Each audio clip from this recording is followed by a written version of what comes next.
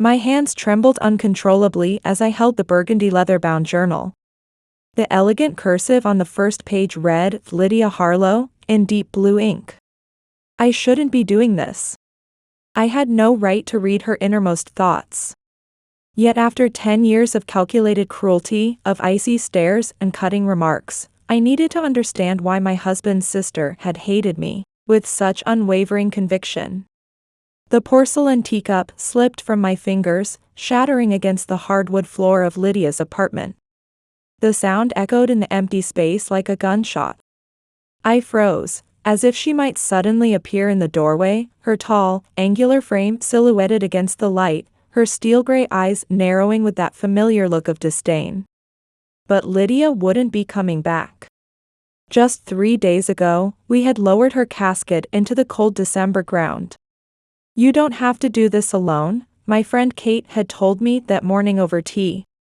My kitchen had felt too large, too quiet without the children, who were spending the day with their grandparents. My husband Nathan could have hired someone to clear out her apartment. I traced the rim of my cup, my wedding ring catching the light.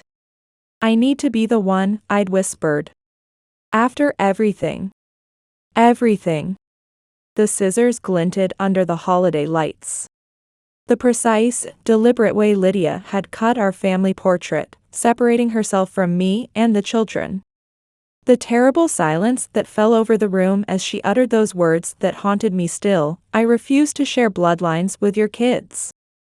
I remember Oliver clutching my hand, just 8 years old and confused. Eliza, only 6, started to cry. Nathan was standing there, helpless, torn between his sister and his family, murmuring that tired excuse, "She's complicated, Audrey." Now, sitting on Lydia's immaculate hardwood floor, surrounded by her possessions, I opened the journal. With this, I whispered to the empty room, I might finally understand. The day I first met Lydia replayed in my mind as I turned the first page of her journal.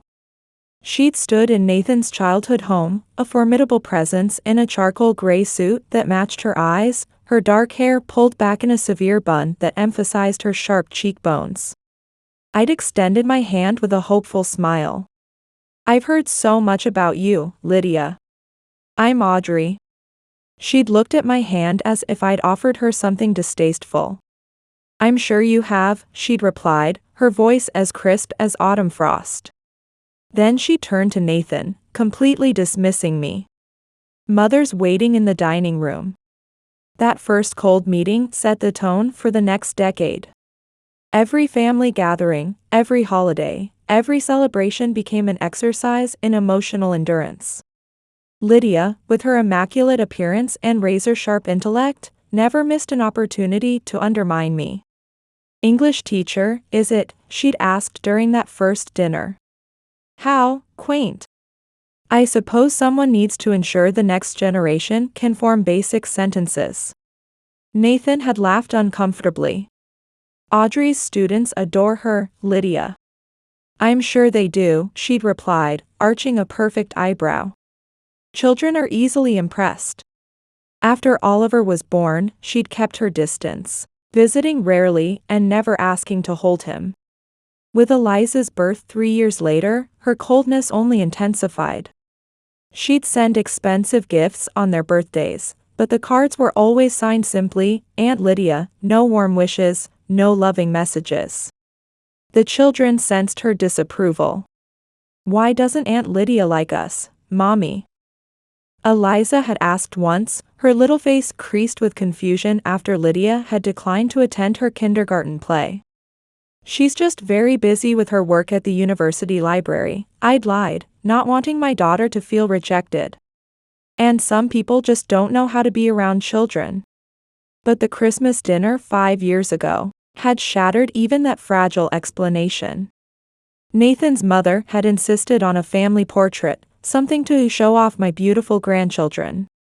We'd gathered around the elegantly decorated tree, the children freshly bathed and dressed in their holiday best, Nathan in a red sweater that brought out the warmth in his brown eyes, and me in a green dress I bought specially for the occasion. "Lydia, you stand next to Audrey," Nathan's mother had directed, adjusting her new digital camera.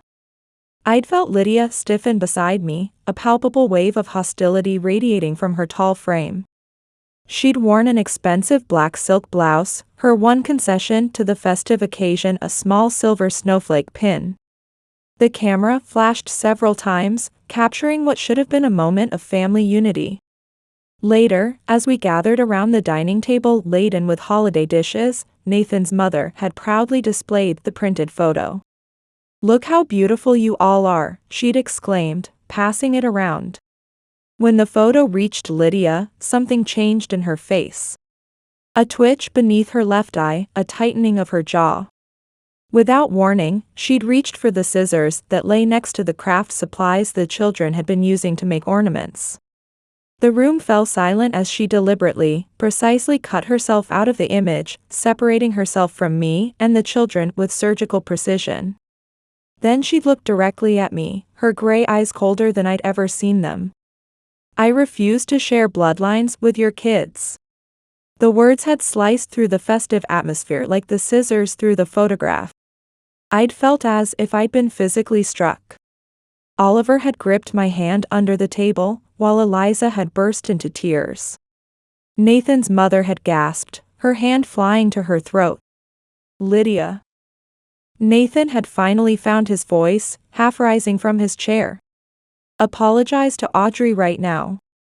But Lydia had simply placed the mutilated photo on the table, set down the scissors with a precise click, and walked out of the room, her back straight, her heels tapping a sharp rhythm on the hardwood floor. That night, as I tucked the children into bed, Oliver had asked the question I couldn't answer.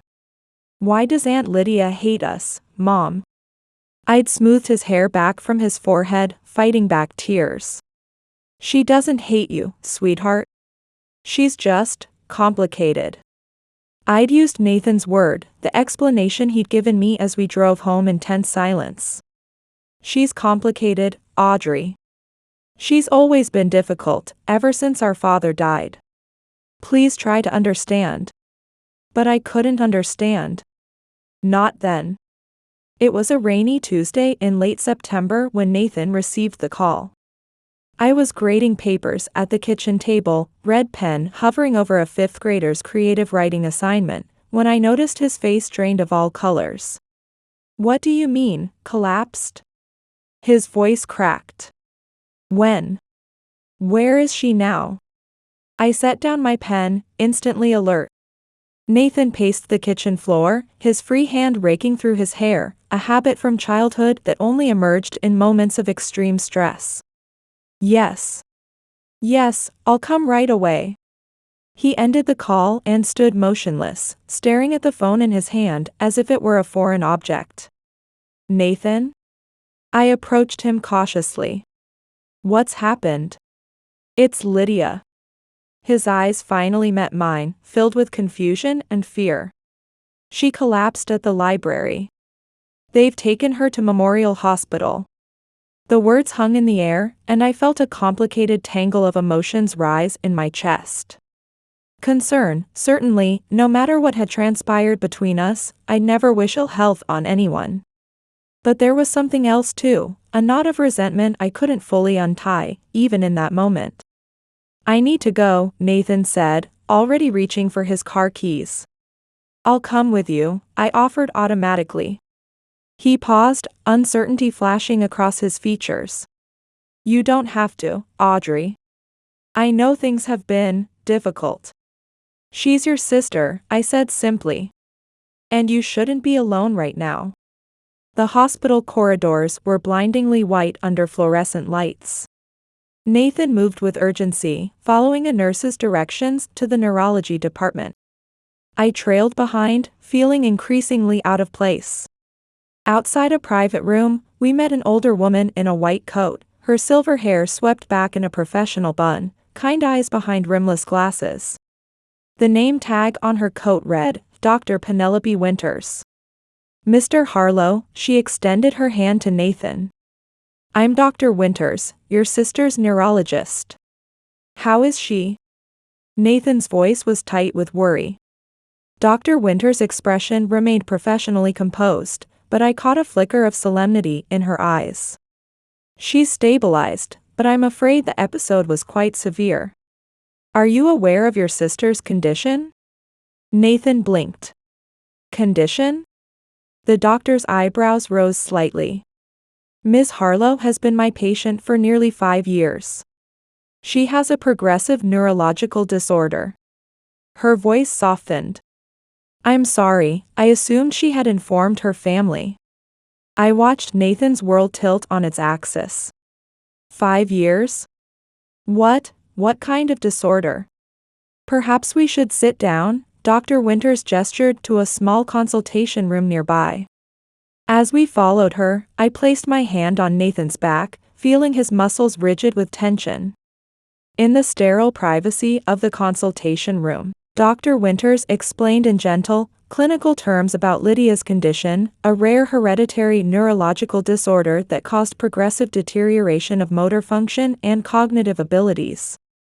The symptoms typically begin to manifest in adolescence, she explained, though they can be mild and easily dismissed as clumsiness or stress. The condition accelerates in the 30s and 40s. But she never said anything, Nathan whispered. All this time.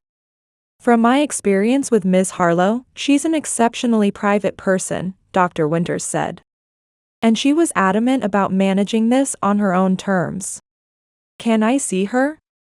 Nathan asked. Dr. Winters hesitated. She's conscious, but quite weak. And she glanced at me, she specifically requested no visitors. Nathan's face fell. She doesn't want to see me? I'm sorry. She was very clear about it. The doctor's eyes held genuine compassion. Your sister is particular about maintaining certain appearances. This is a vulnerable state for her. We left the hospital with a stack of informational pamphlets and heavy hearts. In the car, Nathan stared silently through the windshield at the rain spattering against the glass. All this time, he repeated. She never told me. I reached across the console to take his hand. She's always been private, Nathan. You said it yourself, she's complicated. He turned to look at me, his eyes haunted. But I'm her brother. Over the following weeks, Lydia remained in the hospital, steadfastly refusing visitors. Nathan called daily for updates, leaving messages she never returned. He sent flowers, books, even her favorite classical music recordings. Nothing breached the wall she had erected. Dr. Winters became our only link, providing careful updates while respecting her patient's privacy. She's working with physical therapy, she might say. Or, she's having a difficult day today. I watched my husband suffer, torn between respecting his sister's wishes and his desperate need to help her. At night, he'd lie awake, staring at the ceiling, occasionally murmuring, I should have noticed. The children asked about their aunt, sensing the tension in our home. Is Aunt Lydia very sick? Eliza asked one evening, her artistic sensitivity making her particularly attuned to emotional undercurrents. Yes, sweetheart, I answered honestly. She is. Is that why she was always so angry? Oliver asked, his young face serious. The question caught me off guard. I don't know, I admitted. Maybe that was part of it. October slipped into November, and Lydia's condition deteriorated rapidly. Dr. Winters called one Wednesday evening as we were clearing the dinner table. Mr. Harlow, her voice was grave even through the speakerphone. I think you should come. Your sister doesn't have much time. We arranged for our neighbor to watch the children and drove to the hospital in heavy silence. When we arrived, Dr. Winters met us in the corridor, her face solemn. She's drifting in and out of consciousness, she explained. And she still doesn't want visitors, but... She hesitated. As her physician, I believe she shouldn't be alone right now. Thank you, Nathan whispered. I'll wait here, I said, gesturing to the small waiting area. Nathan touched my arm. Are you sure? I nodded. This should be between you two. He disappeared into Lydia's room, and I sat in the waiting area, thumbing mindlessly through outdated magazines. An hour passed, then two.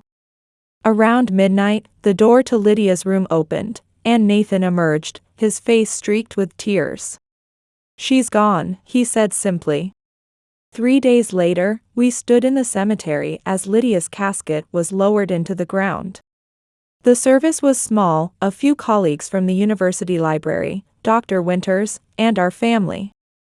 The children stood solemnly beside us, dressed in dark clothes, confusion evident in their young faces.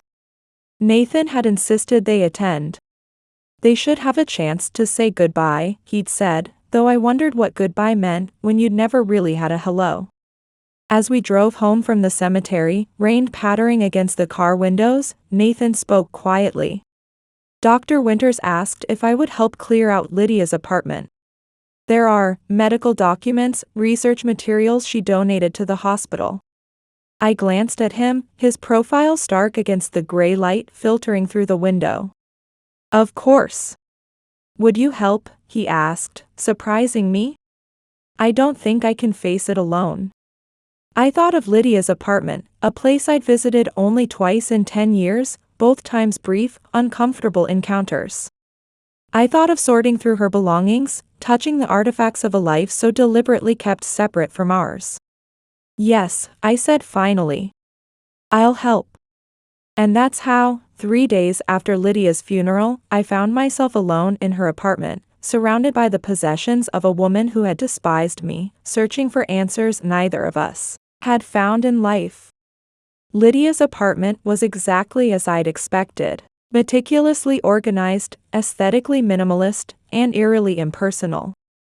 Located in a renovated Victorian building near the university, it featured tall windows, hardwood floors, and built-in bookshelves filled with leather-bound classics and academic texts.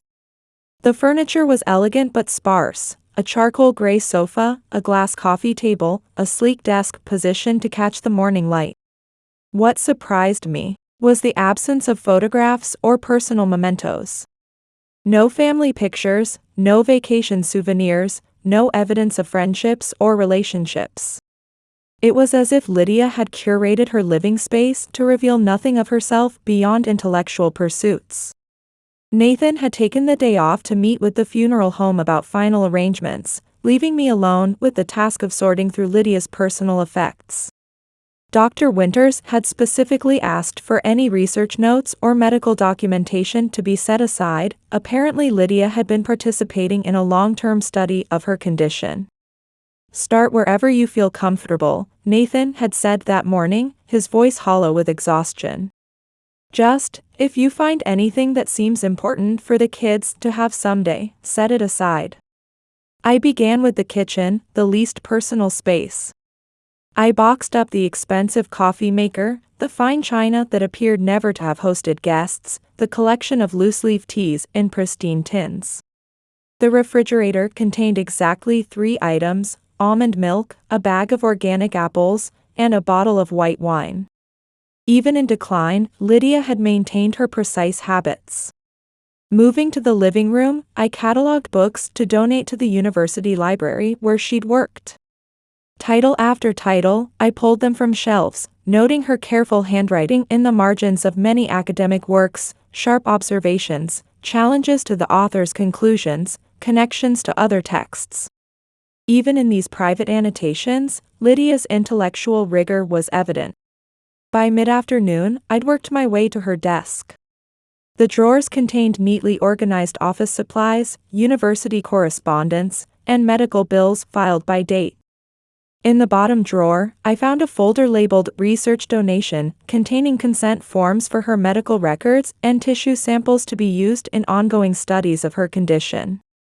I paused, suddenly struck by the clinical preparation for her own death. How long had Lydia known she was dying? How many hours had she spent alone in this apartment, organizing her departure from a world she seemed to hold at arm's length?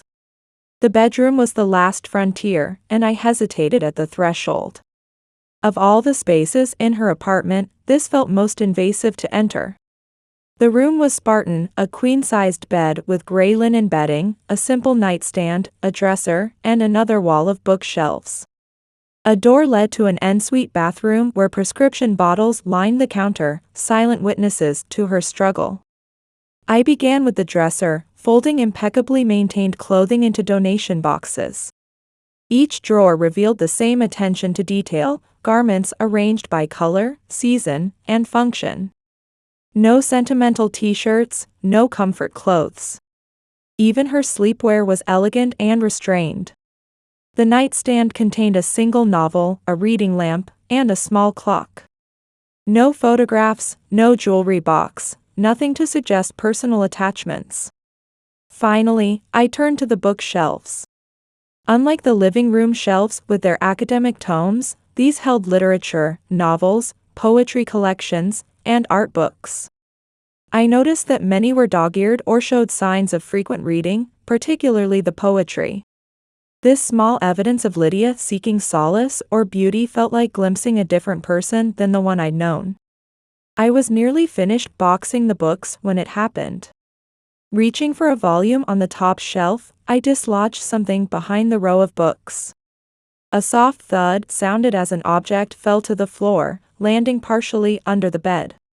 Kneeling, I reached beneath the bed frame and pulled out a burgundy leather-bound book, unmarked on its cover. I opened it to the first page and saw Lydia's elegant cursive, Private L. Harlow. A diary. My heart stuttered. This was exactly the sort of intimate item Nathan should decide the fate of, not me. I should set it aside, wait for him to return, let him determine whether it should be read or respectfully destroyed unread. And yet, 10 years of hostility. 10 years of watching my children being rejected by their aunt.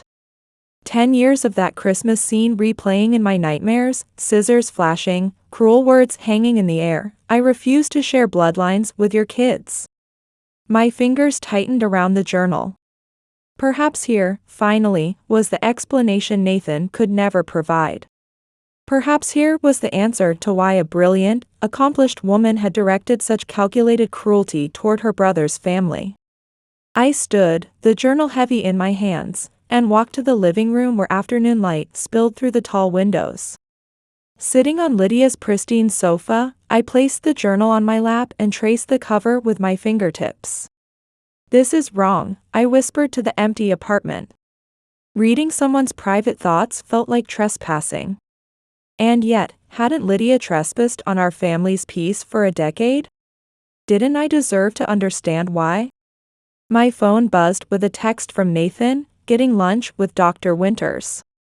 "She has some of Lydia's research files. How's it going there?" I typed back quickly, making progress. "Take your time." Setting the phone aside, I took a deep breath and opened the journal to its first entry, dated nearly 15 years ago, 5 years before I'd met Nathan. "With this," I whispered, echoing my earlier thought as my eyes fell on the first words in Lydia's precise handwriting, "I might finally understand." The first entry was dated September 17, 15 years ago. Lydia would have been 27 then, already established in her career at the university library. Today, Dr. Winters confirmed what I've suspected for years. The clumsiness, the occasional tremors, the increasing difficulty with fine motor skills, it's not stress or overwork. It's HND, just like Dad. The genetic test was conclusive. I have perhaps 10 good years left, then decline. There is a 50% chance I would pass this on to any children I might have. The irony doesn't escape me, to have inherited Dad's intellect along with his disease. I paused, my breath catching. HND, hereditary neurological disorder. The same condition Dr. Winters had explained to Nathan. Lydia had known for 15 years, not 5 as the doctor had implied. And she'd faced this knowledge alone. I turned the page. October 3rd. Told Mom today. She cried, of course. Begged me to get a second opinion, though we both know the results won't change. She asked if Nathan should be tested. I said no. He shows no symptoms, and what would be gained? Knowledge can be a burden. Let him live unburdened for now. I've decided not to tell him at all. He's just started his master's program. This would only distract him. December 24th. Christmas Eve dinner with Mom and Nathan. He brought a girl home, Rachel, from his computer science program. They seem serious. I wonder if he's considering marriage. Should I tell him about the HND before he starts a family? Or would that be selfish, as burdening him with my problems, potentially destroying his chance at happiness? I'll wait. There's time yet. I flipped forward several pages, realizing Lydia had only written sporadically. Each entry was careful, measured, revealing little emotion despite the grave circumstances they described. Then I found an entry from around the time Nathan and I had met. April 18th. Nathan called today, sounding happier than I've heard him in years. He's met someone, a teacher named Audrey. She's different, Lydia, he said. I think she might be the one. I didn't know what to say. The selfish part of me wants to warn him about our family's genetic curse. The part that loves him wants him to have everything: love, family, children. Things I've accepted I can never have. But what right do I have to stand between him and happiness? And what if he has escaped the genetic lottery? Dad didn't show symptoms until his 30s. Nathan is 31 with no signs yet. Perhaps he was spared. I sat perfectly still, the weight of Lydia's words settling over me like a heavy blanket. This wasn't at all what I'd expected to find. I'd been prepared for entries filled with inexplicable hatred, perhaps jealousy or resentment. Instead, I found fear for her brother, fear for a family not yet formed. The next significant entry came after Nathan had introduced us. June 10th. Met Audrey today. She's everything Nathan described: warm, intelligent, obviously in love with my brother. She's a primary school teacher, loves children. They'll want a family soon, I expect. I was cold to her. Better that way. Better to keep my distance now, before attachments form. If Nathan doesn't have HND, their children will be safe. But if he carries the gene, even unknowingly, I can't bear the thought of watching history repeat itself. Dr. Winters says I'm being dramatic. Genetic counseling exists, she reminded me. There are options now that didn't exist in your father's time. But is it fair to burden a new relationship with such knowledge? To cast a shadow over their future before it's even begun? I've decided to say nothing. To withdraw. To watch and wait. The disease has made me good at waiting. I read entry after entry, tracking Lydia's internal struggle as Nathan and I married, as we announced my first pregnancy, as Oliver was born. Her writing became more fragmented over time, the handwriting occasionally unsteady, a physical manifestation of her progressing condition. November 15th. Saw Oliver today. He has Nathan's eyes, Audrey's smile. He's perfect. I held him and felt such love it nearly broke me. And such fear. I watched his tiny hands, looking for tremors that wouldn't show for decades if he's inherited the gene. Nathan asked why I was crying. I said new babies always make me emotional. He laughed and said, "Who are you and what have you done with my sister?" If only he knew how much I've already done to his sister. When I reached the entry about Eliza's birth, I had to pause, my vision blurring with tears. February 28th. Another perfect child. Eliza Grace Harlow. I visited them in the hospital, held her for exactly 3 minutes before making an excuse to leave. Nathan looked hurt. Audrey tried to hide her relief. She thinks I don't like her children. Better that than the truth.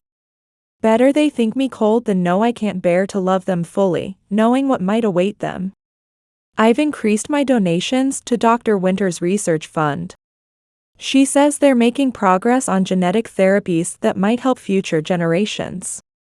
Too late for me, but perhaps not for Oliver and Eliza, if the worst should happen.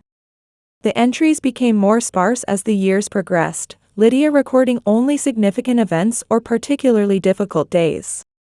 Then I came to the Christmas entry from 5 years ago, the day of the family portrait. December 25th. I've done something unforgivable today. The family Christmas gathering was proceeding as usual, uncomfortable for me, but bearable. Then Mom insisted on a family portrait. "Stand next to Audrey," she said.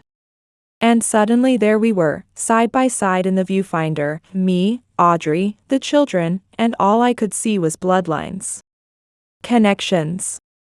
Genetic heritage passing invisibly from generation to generation. When the photo was printed, something broke inside me. I saw it there on paper, the family I'll never have, the aunt I can't allow myself to be. In that moment, the disease felt like a poison I might spread through mere proximity.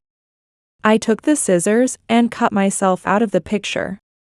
"I refuse to share bloodlines with your kids." I said it looking right at Audrey, wanting her to hate me, needing her to keep her children away from me, and my cursed genetics. The shock on her face, the confusion on Oliver's, the tears in Eliza's eyes, I'll never forget it. Nathan tried to intervene, but what could he say? He doesn't even know what we're fighting about. It was cruel. Deliberately cruel. But isn't it kinder in the long run? Better they avoid me. Better they never know the fear I live with.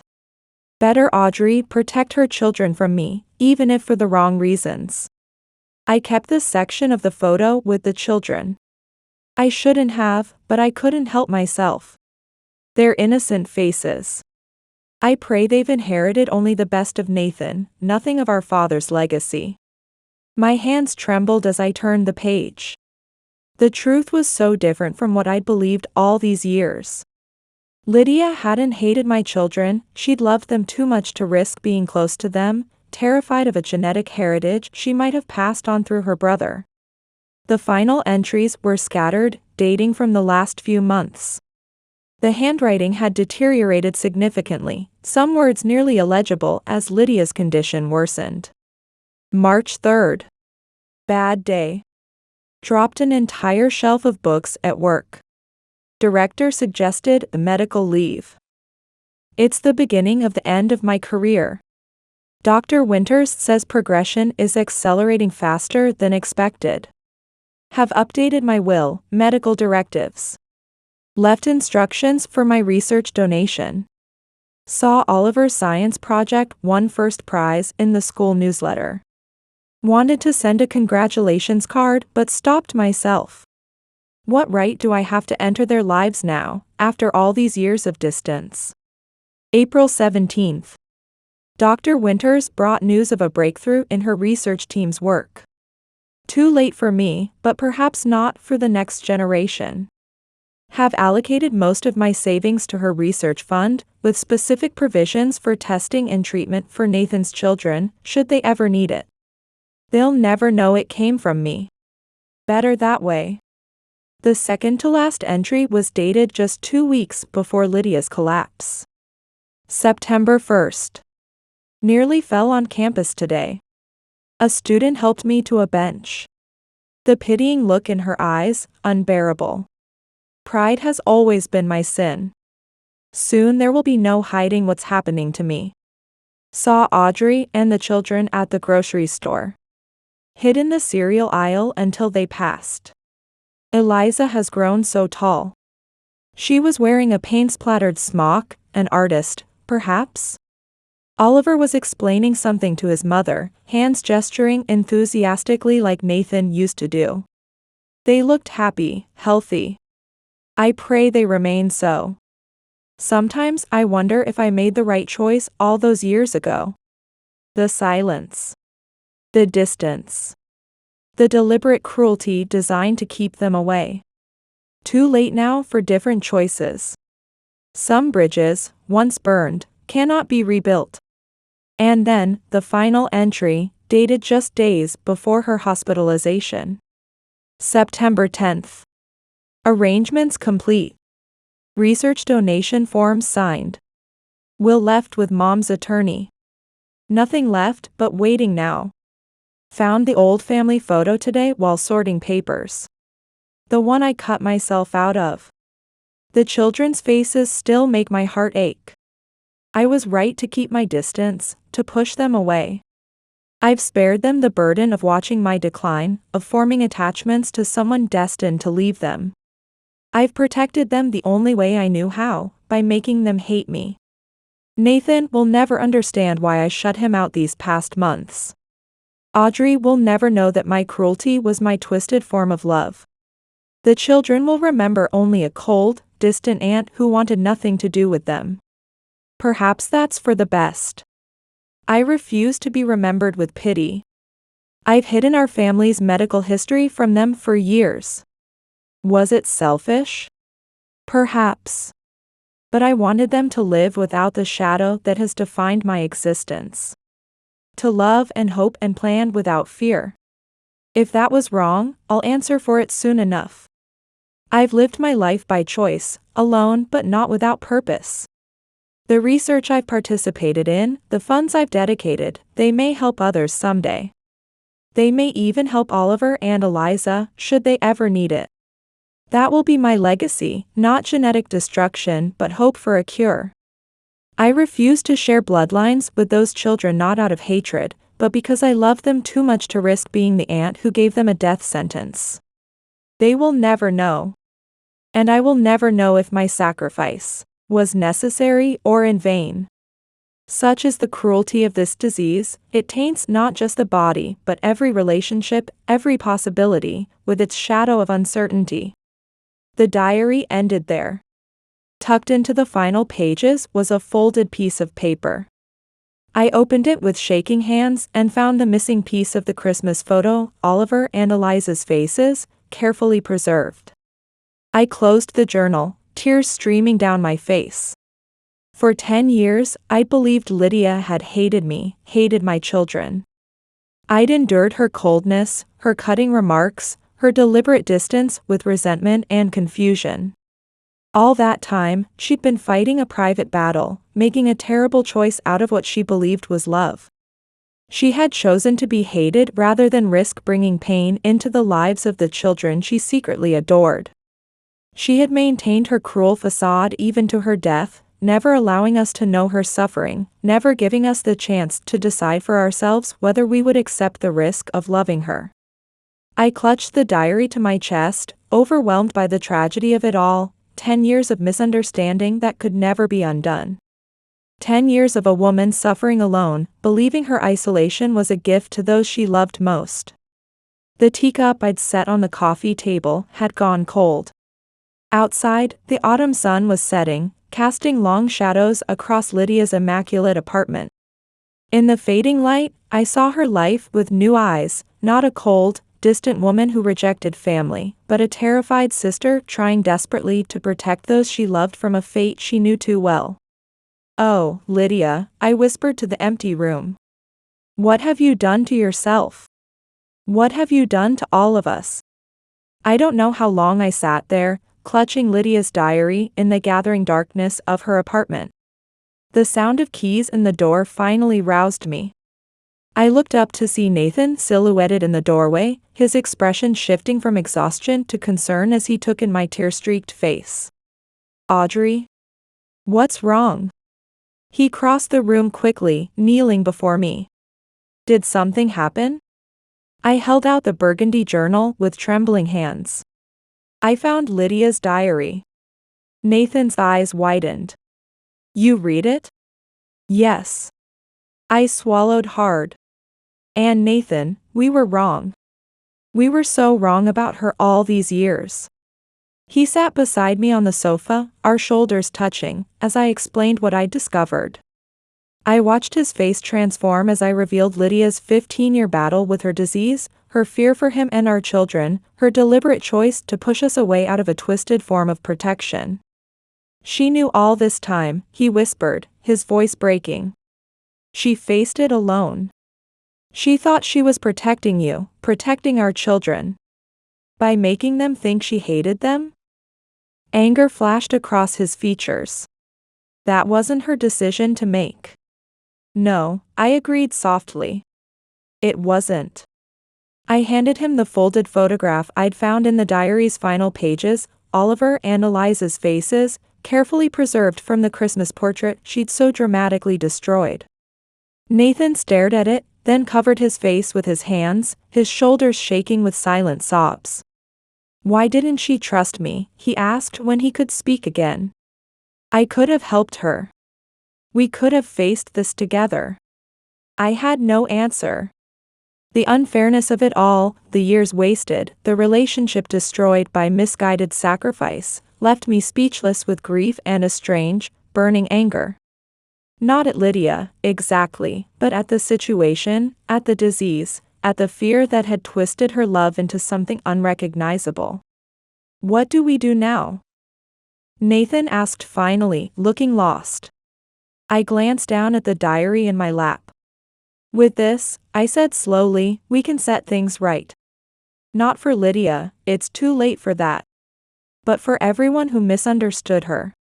For your mother, who probably thinks her daughter died bitter and alone. For Dr. Winters, who kept Lydia's secrets but maybe doesn't know how much she cared about our children. For Oliver and Eliza, who deserve to know their aunt loved them. And for you, Nathan said quietly, touching my hand. After everything she put you through. I nodded, surprising myself with the surge of protectiveness I felt toward Lydia's memory. Yes. For me too.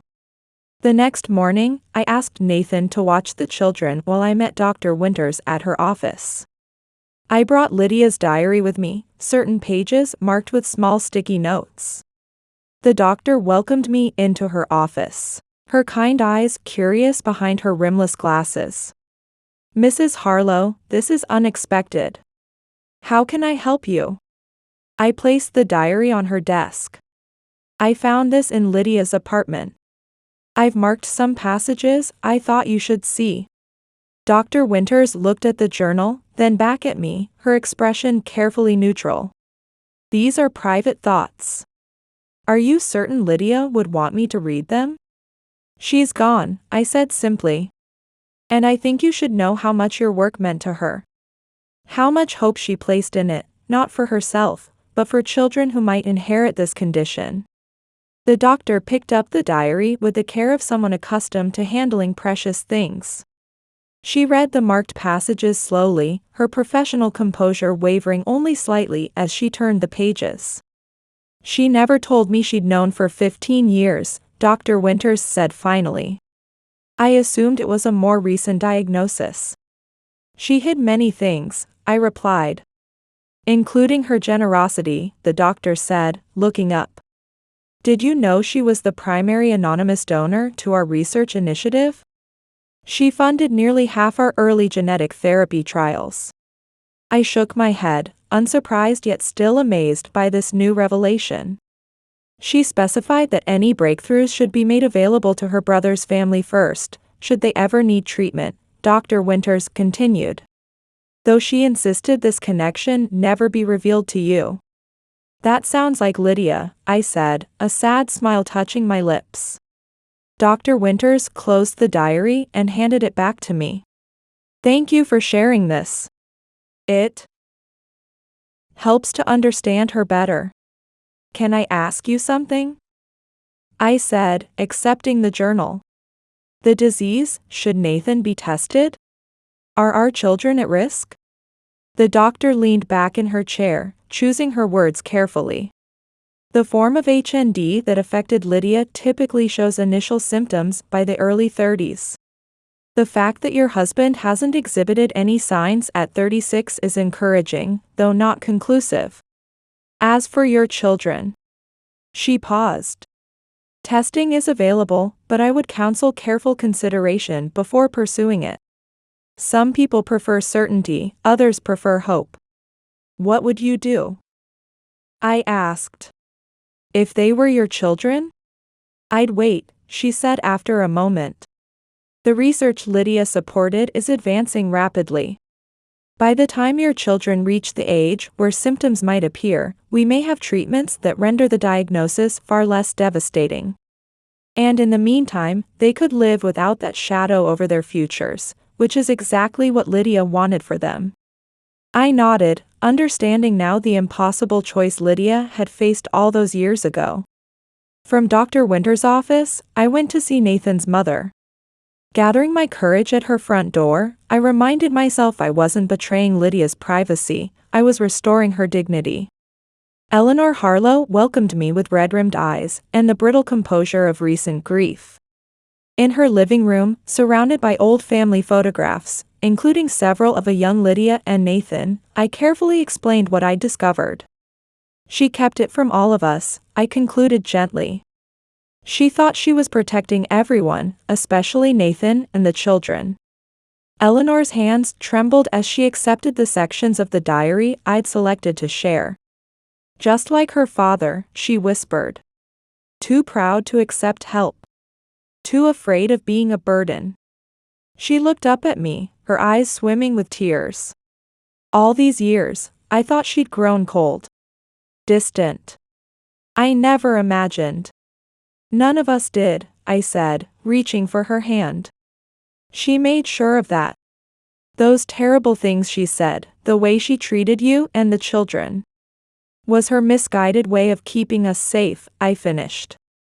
It doesn't excuse the pain she caused, but it helps to understand it. Before leaving, I showed Eleanor the preserved photo fragment of her grandchildren. She kept this, I said. All these years. Eleanor pressed her fingers to her lips, tears flowing freely now. My poor, proud girl, she murmured.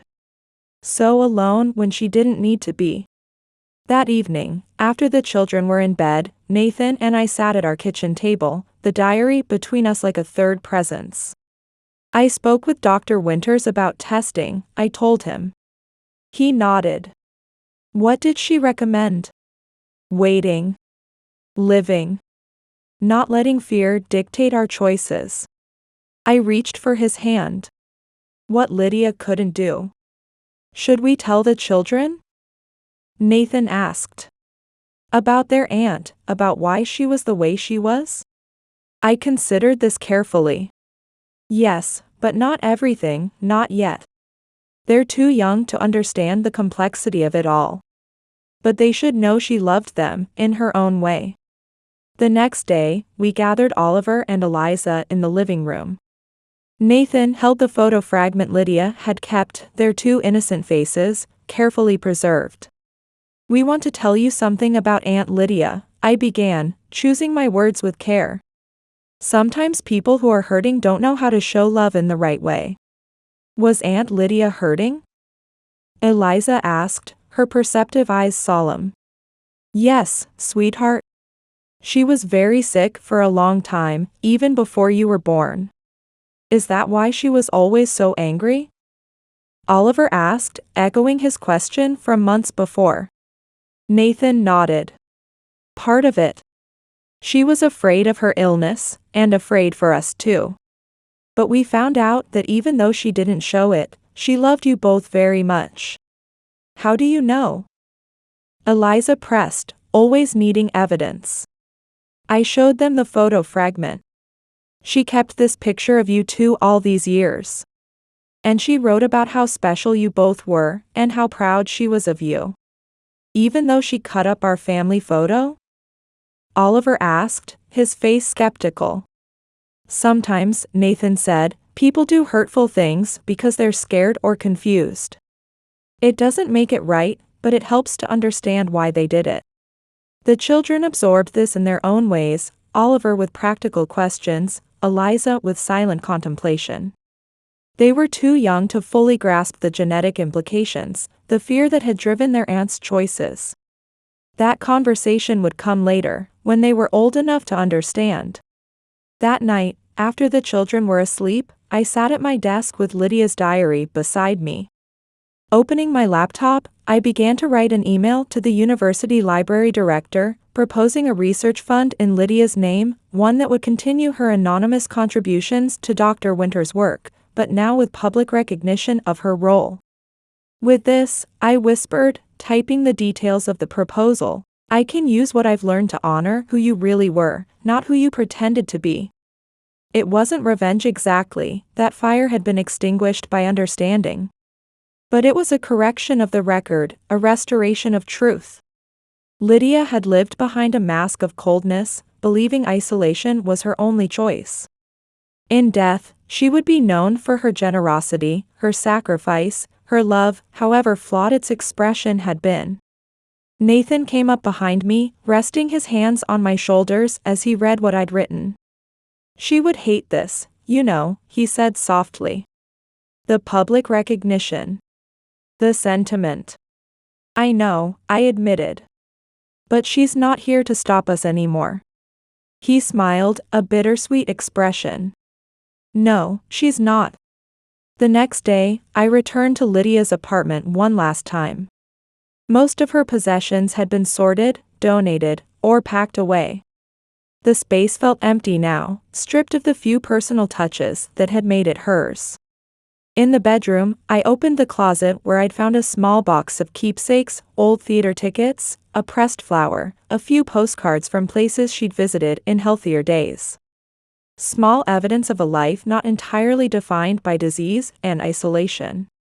From my bag, I took the Christmas photo, the one she'd cut herself out of 5 years ago. Overnight, I'd carefully restored it, piecing it back together with the fragment she'd kept, mending the tear with transparent tape that was nearly invisible. I placed the repaired photo on her bedside table, a silent acknowledgement of a truth that had come too late. Lydia had removed herself from our family portrait, believing it was the only way to protect those she loved. In death, at least, she could be restored to her rightful place. I understand now, I said to the empty room. I don't agree with what you did, but I understand. As I turned to leave, a shaft of afternoon sunlight broke through the clouds, illuminating the repaired photo, all of us together again, the family Lydia had loved too much to be part of. Epilogue, 1 year later. The university auditorium hummed with quiet conversation as I adjusted Oliver's tie and smoothed Eliza's dress. Through the large windows, spring sunshine illuminated the campus where Lydia had spent so much of her professional life. Is that Dr. Winters? Oliver pointed to a silver-haired woman greeting attendees at the door. Yes, I nodded. She's the one who will be running the research program. The one named after Aunt Lydia? Eliza clarified, fingering the program in her hands. The cover read, The Lydia Harlow Foundation for Neurological Research Inaugural Symposium. That's right, sweetheart. Nathan approached, looking distinguished in his dark suit. He'd taken to wearing Lydia's silver snowflake pin on his lapel, the one concession to festivity she'd allowed herself at that last Christmas dinner. Mother's here, he said. They're about to start. We found our seats in the front row beside Eleanor, who squeezed my hand in silent greeting. The past year had transformed her grief into purpose. She'd become an active participant in organizing the foundation, sharing family medical records that might help researchers understand the disease's progression. Dr. Winters stepped to the podium, her professional demeanor softened by genuine emotion. Welcome to the inaugural symposium of the Lydia Harlow Foundation for Neurological Research, she began. Many of you knew Lydia as the university's brilliant head librarian. Some knew her as a colleague, a few as a friend. But very few knew her as I did, as a woman of extraordinary courage, who turned her personal struggle into a mission to help others. As Dr. Winters spoke about the Foundation's goals and the promising research already underway, I glanced at the enlarged photograph displayed on an easel beside the stage. It showed Lydia in healthier days, standing among her beloved books, her expression one of quiet dignity. Beside it, a smaller framed photo caught my eye, our restored family portrait, Lydia included, no evidence of the scissors that had once torn it apart. Eleanor had insisted on displaying both images. People should see her as she was, she'd said, and as part of the family she loved. I finished her story. Understand it all. What really happened to her? They finally unraveled it. Dr. Winters was concluding her speech. I'd like to invite Nathan Harlow, Lydia's brother, to say a few words about the woman behind the foundation. Nathan squeezed my hand before walking to the podium. He'd struggled for weeks writing this speech, wanting to honor his sister's memory while acknowledging the complex truth of their relationship. My sister Lydia was the most private person I've ever known, he began. She would probably be mortified by all of this attention. A gentle ripple of knowing laughter moved through the audience. But some stories deserve to be told, even if their protagonists would prefer they remain secret. He spoke eloquently about Lydia's 15-year battle with HND, her determination to live independently, her secret contributions to medical research. He didn't mention the years of estrangement, the deliberate distance she'd placed between herself and our family.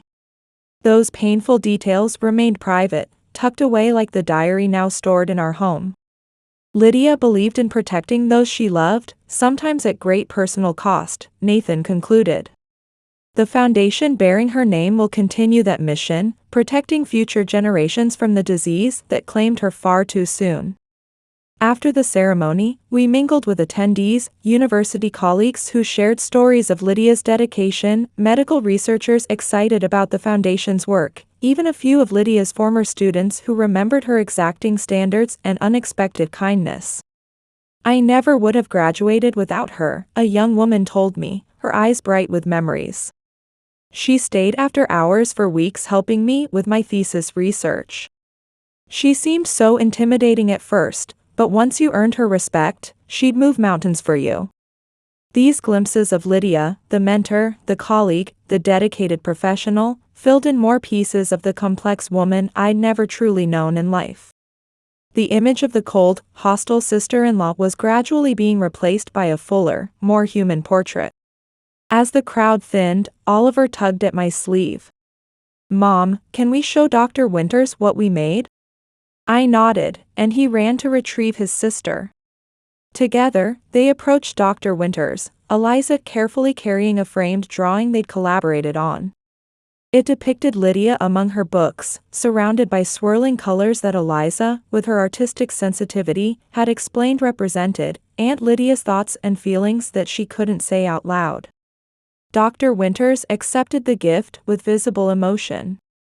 "This is beautiful," she told the children. "Your aunt would be deeply touched." "Did she like drawing too?" Eliza asked. "Yes," Dr. Winters smiled. "She sketched plants and architectural details. I have a notebook of her drawings in my office. Perhaps you'd like to see them sometime." Eliza's eyes widened. "She was an artist like me?" In her own way, the doctor nodded. "There's quite a bit of her in both of you." The remark wasn't lost on Nathan and me. We'd had Oliver and Eliza tested 6 months ago, after careful consideration and extensive counseling. The results had been the mercy Lydia had never allowed herself to hope for. Either child carried the gene for HND. The shadow she'd feared would darken their futures had been dispelled before they ever knew it existed. We'd decided not to tell them about the testing yet. Someday, when they were older, we would explain everything, the disease that had claimed their grandfather and aunt, the fear that had shaped Lydia's life, the sacrifice she'd made believing it was protecting them. For now, we wanted them to embrace the connection they felt to their aunt without the burden of understanding her motives. As we prepared to leave, I paused by the display of photographs. The restored family portrait seemed to glow in the late afternoon light. Lydia stood beside me, her posture stiff but her presence undeniable. She belonged there, whatever she had believed. Nathan joined me, slipping his arm around my waist. "What are you thinking?" That she would hate all of this, I smiled. The foundation, the ceremony, the public recognition. Absolutely, he agreed. She'd be furious. And secretly pleased, I added. That her life meant something beyond the disease. That she's helping others even now. That she's remembered as part of the family, Nathan said quietly. Not separate from it. We stood together in silence, looking at the photograph that had once been destroyed in a moment of desperation and fear, now carefully mended. The scars of its repair were visible if you looked closely, thin lines where the pieces had been rejoined, but it was whole again. As we walked out into the spring sunshine, Oliver and Eliza running ahead of us across the university lawn, I thought about the complex nature of love. How it can be twisted by fear into something unrecognizable. How it can wound even as it tries to protect. How understanding can come too late, and yet still bring healing. Lydia had chosen a lonely path, believing isolation was the only way to protect those she loved. In her final diary entry, she'd written that some bridges, once burned, could never be rebuilt. But she'd been wrong about that. In death, she had been restored to her rightful place in our family. Her story had been rewritten, not as the cold, hateful sister-in-law, but as a woman who had loved too deeply and feared too much. Her sacrifice, however misguided, had been acknowledged and honored. And somewhere, I like to think, she knew that her secret love for her niece and nephew had been discovered. That her brother understood her choices, even if he couldn't agree with them. That I, the woman she'd pushed away for a decade, had become the keeper of her truth. Sometimes love takes on complex forms. Sometimes it wears the mask of hatred. And sometimes, even 10 years of misunderstanding can be healed by a single moment of truth. Enjoyed the story? Subscribe now for more heart-touching and unforgettable stories. Don't forget to turn on notifications so you never miss an update.